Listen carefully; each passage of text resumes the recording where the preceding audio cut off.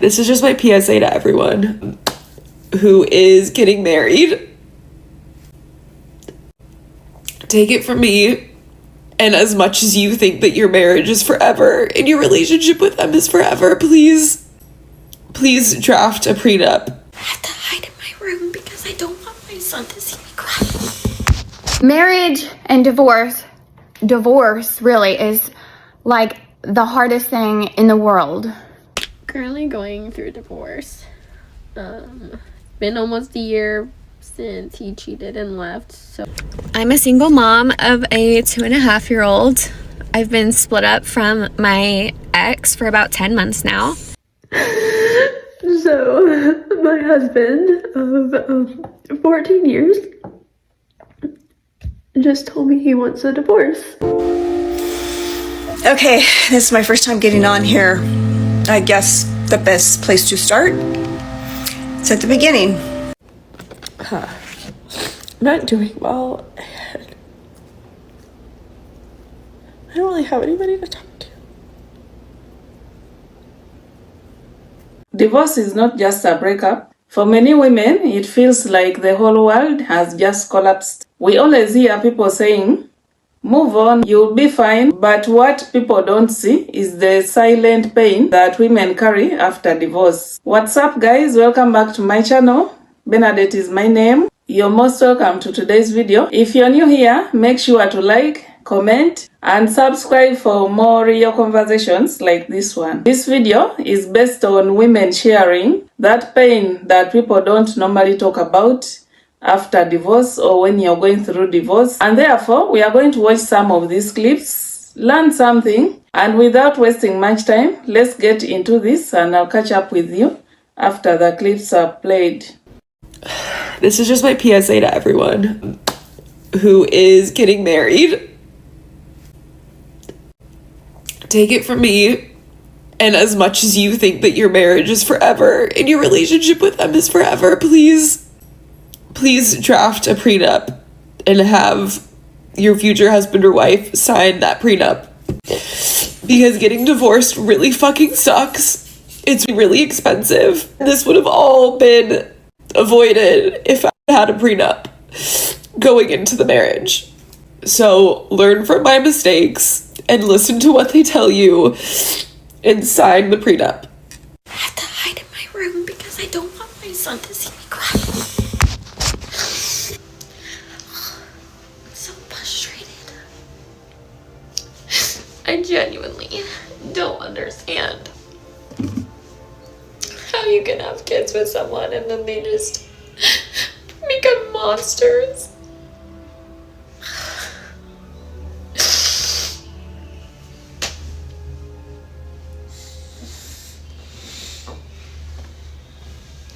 I wish there was like a magic book that you could open and read. And it'd be like, thank you. Or you'd be like, this is what's gonna happen.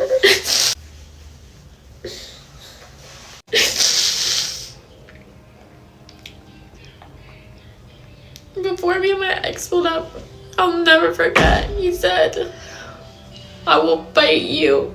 I will use my family's money and I will fight you in court." I should have believed him.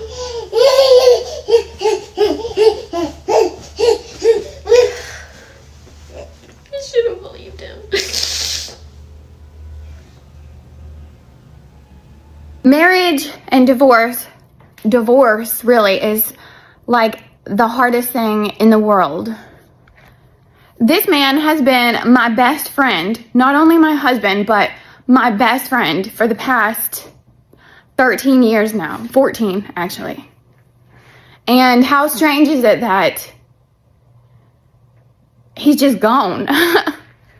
It's just the weirdest thing because we've been living together, sharing our lives together for the past, we've been married for only 8.5 years, but we've been together for 13. And he's my best friend. He knows everything about me. I know everything about him. And now he's just gone. And it's so strange because I want to talk to him about what is happening.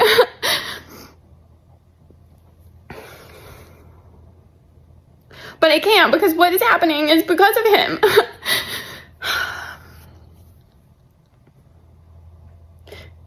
I go through the day of like, I'm separated from my husband and getting a divorce, and something will happen with the kids or something funny, or I'll see something stupid on social media, and he's always the first person that I would send it to. And now that's just gone. It's so strange. I'm a single mom of a 2.5-year-old. I've been split up from my ex for about 10 months now.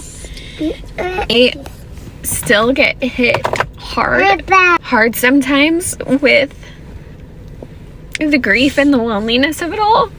Like, I took him to the park and we were playing alone for a long time, and he was saying cute things, funny things, and I was texting my mom and my sister and, you know, telling them what he said, and then another family comes and it's a mom, a dad, and a son his age, and they're all three playing together, and the kid says something funny and they both laugh and look at each other and like talk about it, and I literally had to leave the park because I started sobbing because I grieve that life so hard. You can have all the support in the world, you can have the best parents, the best family, but nothing replaces that relationship you have with a spouse. Mommy.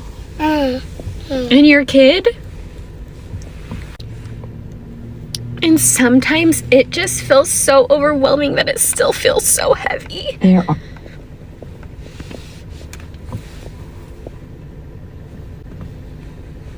And that the guilt still eats away at me, even though I know it was the right decision. Just the guilt that I can't give my son, like, that life. There are no phones connected. Connect a phone and try again. It feels really heavy and really overwhelming still. And sometimes I just feel really tired.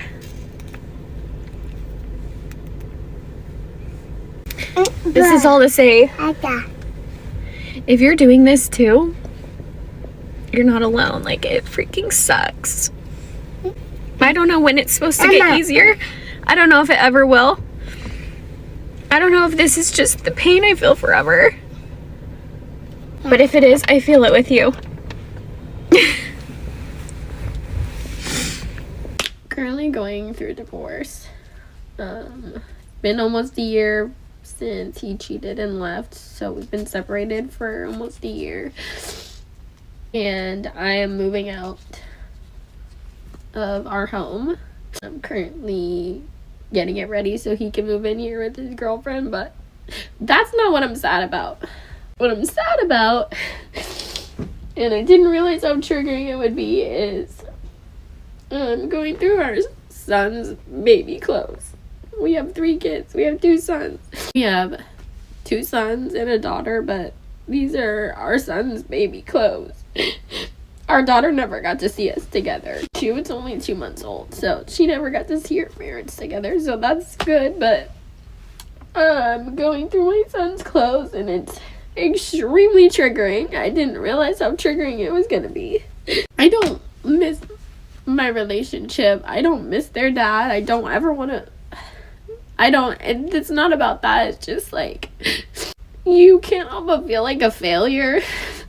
Like, I'm going through their clothes and I'm like, it's bringing me back to the memories of them in their clothes, and like, I just like look at their little pajamas and I think about like putting them to bed and like thinking about the future and not imagining that, you know, I would have to spend only 50% of their lives with them. So yeah, it's really fucking triggering.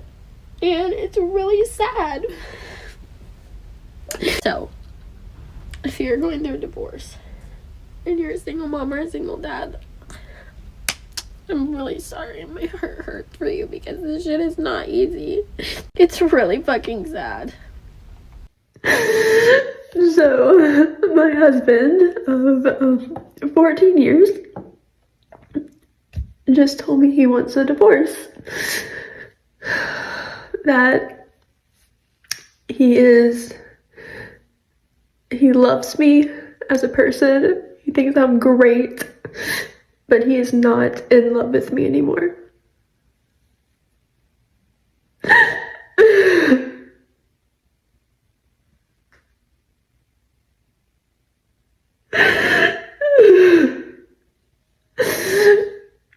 He doesn't see me in a romantic way anymore, and just so caught off guard. Like, I'm always so open with him about my feelings, about what's going on, and there was nothing.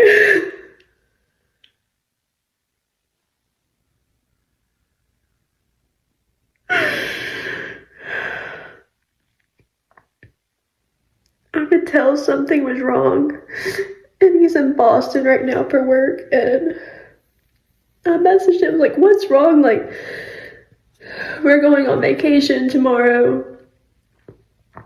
or today we're going, and I was like, what's wrong? I was like, I feel like you've been off. Do you want a divorce or something? And he said, I don't want to have this conversation. And I said, well, do I need to cancel our trip? And he said, I think that's best. And then I called him, and he's not in love with me anymore.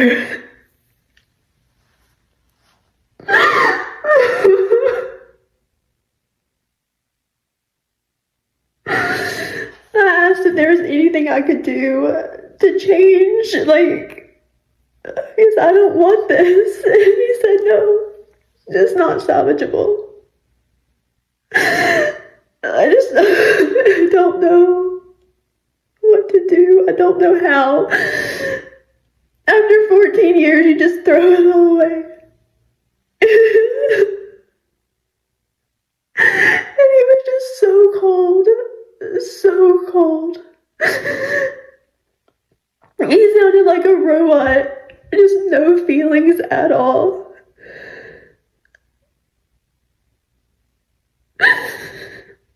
And even if he wanted to salvage it, how do I go from I'm not in love with you anymore or see you like that to loving him, like to trusting him and to not think about that every day?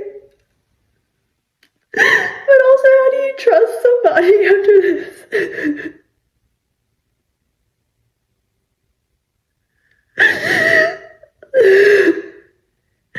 How do you say that it's not going to happen again?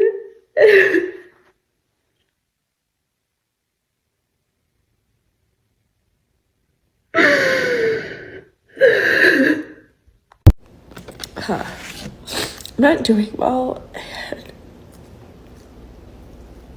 I don't really have anybody to talk to.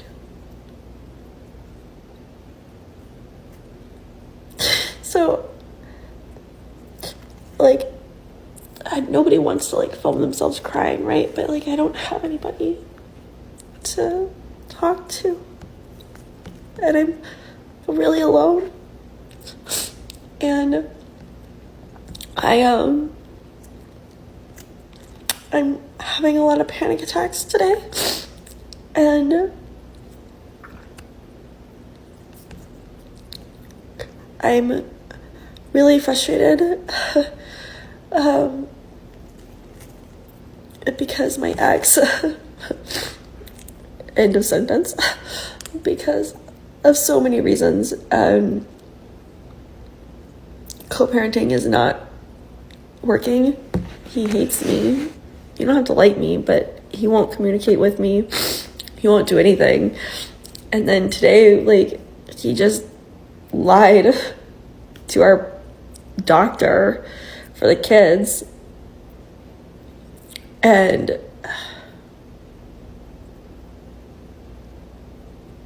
I don't know how to fix it. And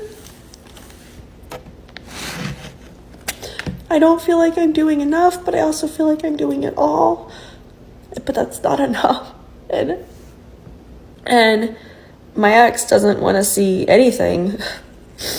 And everything is my fault. And he won't take responsibility for anything. But everything's fine. It's totally fine. It's totally fine. Except that it's not. And I'm not even hungry.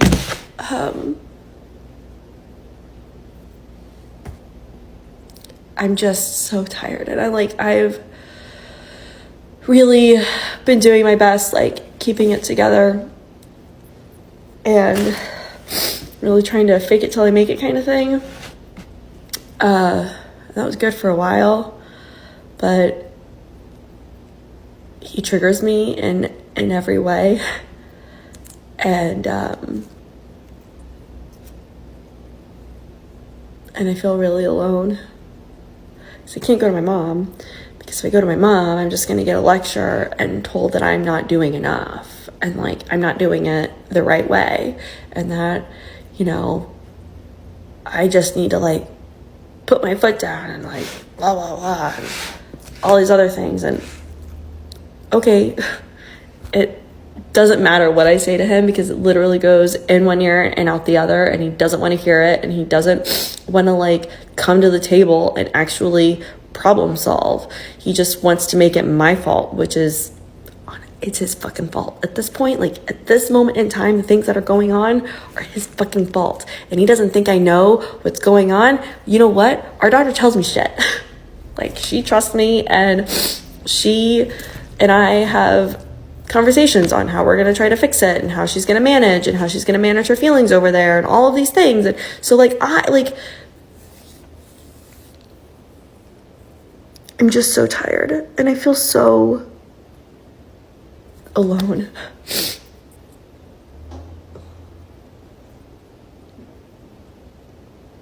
And I'm really struggling today, this week. I texted my therapist after our pediatrician appointment, because I was literally having a panic attack on the road, and I don't have anyone else to talk to. And she's like, you know, I saw this coming from a mile away. Like, why didn't you fucking tell me? She laughed. But she's like, I've been trying to, you know, but you have to, you know, you're figuring it out, and you're really strong, and I'm really proud of you, and sometimes this shit just happens, and you need to, instead of doing your chores and instead of doing like all of these things, you just need to sit in your shit. She's like, that's the only way that you're gonna get through it. And she's not wrong. But like, I have 97,000 things I need to be doing right now. But I also have like crippling panic on my chest right now, and I can barely breathe, and I can barely have like a coherent thought. And I've just really been trying, and it doesn't seem to be working. So thanks for sitting with me. I know I didn't eat, but like, I'll try. So, thanks. Okay, this is my first time getting on here.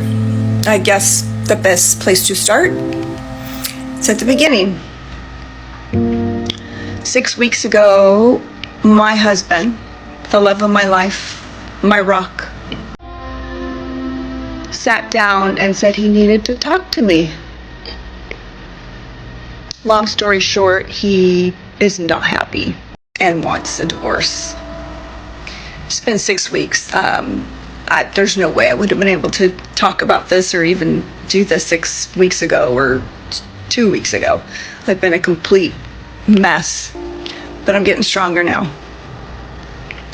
And I want to document this and maybe help somebody else that's going through the same thing, because it is miserable. So he tells me that he isn't happy and wants a divorce. That's all. He doesn't give me explanations of why or what. I mean, we were in process of building a new home and moving to a small town. When I mean in the process, I mean everything was done. The architecturals, the design, everything was done. We were waiting for probably 1 more week. We would have had permits and we would have broken ground. We had just put a deposit on a bucket list trip to Italy for 2025. We, 2 days prior, sat down with good friends of ours to put the finishing touches on a trip that we took with them every single year to the races in Sonoma. I mean, we're making grocery lists. He's sitting there watching me making grocery lists, knowing that he wants a divorce? What the hell? Anyways, he told me this and I was so devastated. I screamed, I cried, I begged, I pleaded, please give me a chance. Give me a chance. I didn't cheat, I didn't lie, I didn't steal. I wasn't perfect. I nagged. I did things that are not divorce worthy. But when you're a man that does not stand up for yourself ever, when you're a man that keeps every single emotion inside and pretends that everything is hunky-dory, everything's great, how long can you do that for before you explode? And that's exactly what he did. He let himself explode and threw me in the garbage can. That's how I felt. Exactly. I have given everything to this guy, taken care of him, loved him. I would have wiped his ass if I needed to as we got older. All that we've been working for the last 5 years is for our retirement and to travel and to do fun things together. We retired a year and a half ago. We paid off our house. We got rid of any debt we had and we retired. And now he wants a divorce. Shock. I've never been shocked like this in my entire life. And I've been through breakups. I've been through shit. And I've never had feelings like this. So stay tuned.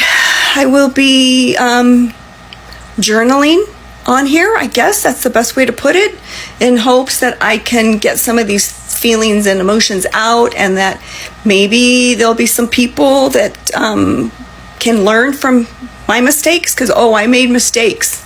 Yeah, you'll hear about those mistakes. But hopefully we can create some support for each other on here. Okay? Have a good day, and I'll be back. That was really so touching and painful at the same time, emotional, watching those women crying on camera. However much you may be strong, there comes a time when you feel that pain. There comes a time when you are like alone, and then you have flashbacks, you have memories, all the sweet promises, all the sweet things, all the good days, anything that you enjoyed in that marriage comes, and then you are thinking and you're like, wow, what happened? How could this guy promise me heaven on earth?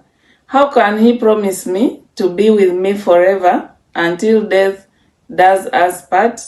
But from nowhere, he says, I'm tired of this marriage. I'm tired of this relationship. I no longer love you. You are a good person, but I don't love you anymore. Such words really hurt so hard when you remember someone telling you. And then you also think of the bad experiences that you've had in that marriage, and you think of the same. You're like, how could he do this to me? Why did he lie to me all along? Why was he cheating on me? And how could he cheat on me with that person? And maybe even the words that he used when you try to confront him, he's like, after all, I didn't love you. I was just maybe after a word, after something.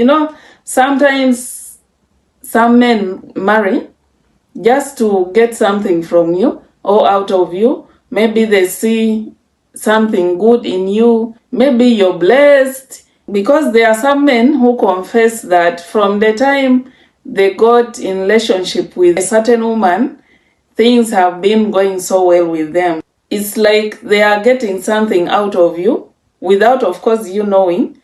Then when they are done, or when they feel like, no, this is enough, they will throw you away like a rug. So when you consider everything that happened to you while you were in that marriage, of course, you will have to pour out that pain. And for us women, of course, crying is the only way that sometimes we get healed. It's the only way that sometimes we express our pain. One of the biggest reasons why divorce is so painful is because of the emotional investment that women put into marriages. Because many of the women, or most of the women, when they decide to date, they don't just do it to pass time. They date to build their future. Of course, they nurture that relationship. They make future plans for that relationship or for that marriage, and very big dreams. We think of building families. We think of having children. We imagine of how our homes will be, how we shall take care of our children, of how we shall take care of our husbands. And then when we enter into it, we really do that. We invest ourselves. We invest all our emotions into that marriage. So when marriage ends, it's not just losing a partner, but it's also losing the life that you imagined as a woman, the plans that you made as a woman, and the version of yourself that you became in that marriage. So divorce is like grieving someone who is still alive. Then also when you think of the identity that you were in that marriage, it's also so painful. Because for many women, marriage becomes part of our identity. You become a wife, you become a partner, you become a caregiver, you become a builder, and a mother. So when that divorce happens, there is always this huge question that we ask ourselves: who am I now? Of course, you remain with the title of a mother if you have children, but the other titles go away, or the other parts that you had become go away immediately. And that's when, in most cases, women who have divorced say that they have to build themselves from scratch. Then the silent responsibility that women have to carry.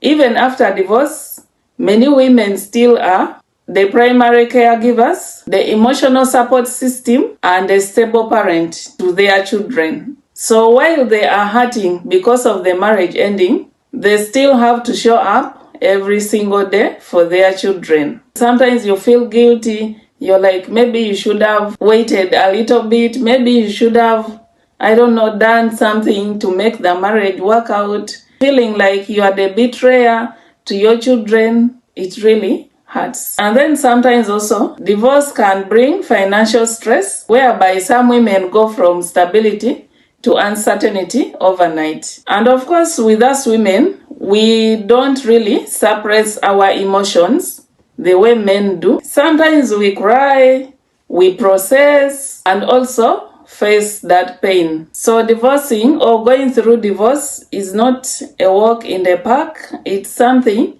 that is full of challenges, is full of pain. And when you look at your kids, sometimes you just break down and cry. So before you get into any serious commitment or relationship or marriage, think through and also pray so hard.